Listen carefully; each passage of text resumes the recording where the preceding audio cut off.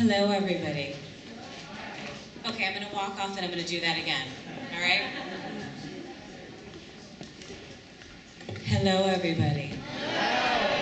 Good, thank you. Don't worry, I won't make you stand or do any of those fun exercises.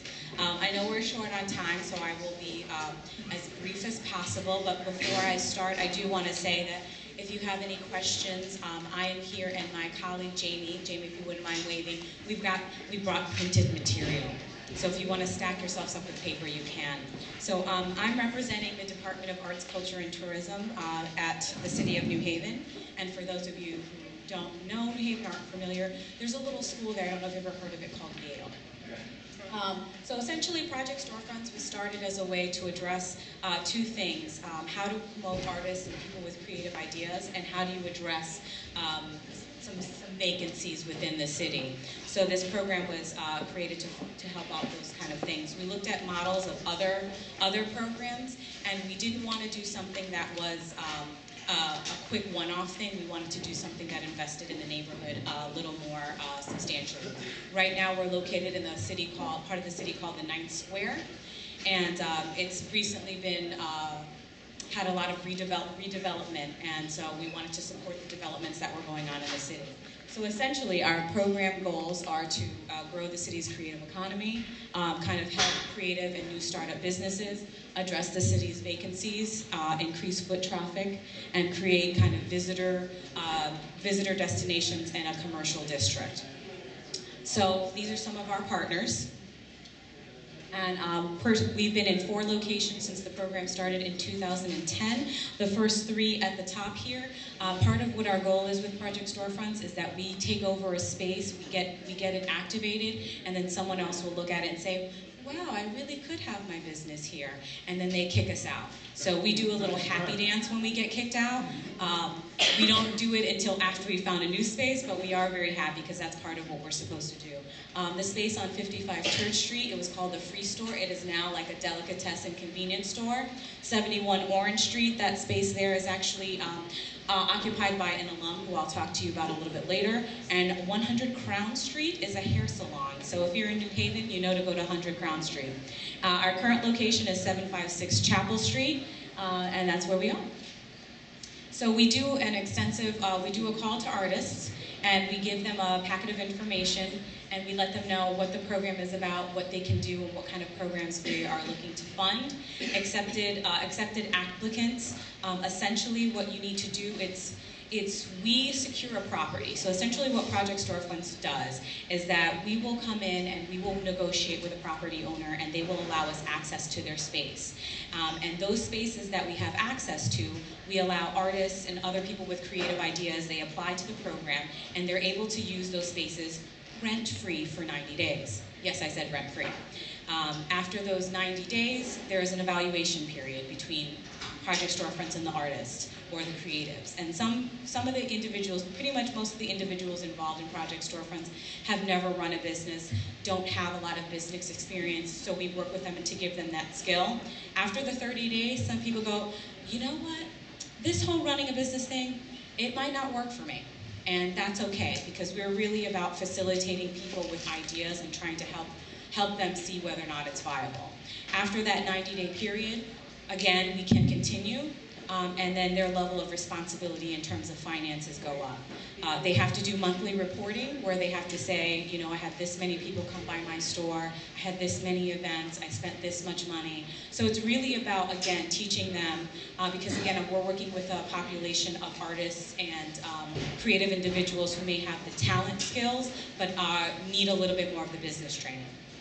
And they do, here's just some of our events.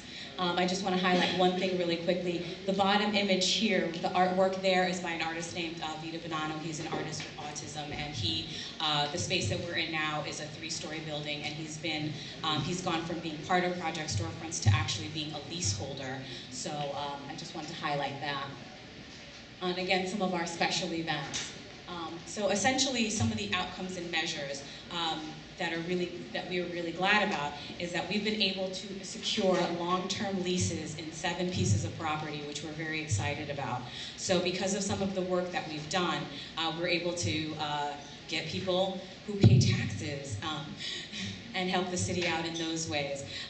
My department, just to give you guys a heads up, my department is under, I'm Department of Arts, Culture, and Tourism, as you guys know, and I'm over, my department head is the Economic Development Administrator.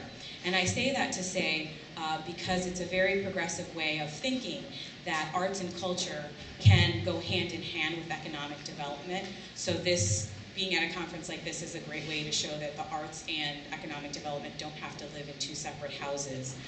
So essentially we've gotten a lot of media stories, we've increased foot traffic in our neighborhood in the 9th Square. We've gotten, here's some lovely things that we've been proud of. We were featured in the New York Times and Fast Company. Just a quick rundown of some of the special events that we've done. We have a light festival that we do every year called LAMP, which is Light Artists Making Places. So again, Project Storefronts is at the forefront of that. Some of our artists have been featured in LAMP. We coordinate all the activities that go on because again, even though the core of what we do is working with people who are creative, who have ideas, and we want to teach them how to turn that into a business, we are also part of a neighborhood, and we're part of the revitalization effort of that neighborhood. We have been lucky enough that we've gotten some press and we've inspired some other places. The city of Hartford, my hometown, is actually doing a program based on Project Storefronts. We've had some people in Waterbury and Middletown and Georgia kind of approach us, and I'm proud to also say that we have received some significant grant funding for Project Storefronts through the city, through the state rather, and I'm very happy about that. And so what does all this mean? So it's really great to have these artists and creatives doing these things, but what effect does it have for the city? Again, we're part of the larger economic development scope of the city. So these are just some of the new things that have popped up in our area. So Project Storefronts is kind of an anchor for the city. This building that you see here on the right, it is the first really big development in the city in a couple of years. It was built in 2010, and we are right across the street from it. So the Grove, which I'm just going to talk to you about very briefly, the Grove is an alum, they are an alum of Project Storefronts. They had the idea for co-working for the city. There were no co-working spaces in the city at all. And this space has actually been, they have been very successful. Since they left us, again, they became long-term leaseholders at a property that we used to use. They have gotten recognized in Fast Company. They've been recognized nationally and regionally for some of the work that they've done. And they are part of the state's innovation hub, which means they've gotten some significant grant funding, and they're actually growing. So they'll be moving to a space about 2 doors down from our current location. Through them, 2 other co-working spaces have actually popped up. And then the future, just to kind of give you a little bit of a heads up of what we're thinking for the future is that we want to continue to grow Project Storefronts, obviously. We want to kind of have diverse and buildable revenue streams, so it's not always coming out of city money. We've been, again, lucky enough to secure grant funding. In 2010, we did receive an NEA Our Town grant, and again, this year we've received funding through the state. We want to open up new locations in the city because there's other places that I think could benefit very much from having a Project Storefronts in their neighborhood. We also want to increase the popularity of our 9th Square neighborhood. We would like to, we would really like to have more of an impact with our Merchants Association in the 9th Square. And we also want to work with other people who are interested in figuring out how to replicate this kind of program in their own cities and towns. I'll say it is a lot of hard work, but it's very rewarding. And thank you guys for letting me come down here. And if you have any questions, or again, we have some copies of the paperwork that we give to our artists or anything, feel free to come see me. And just make sure to have a smile on your face, because I know some of us are tired. So thank you.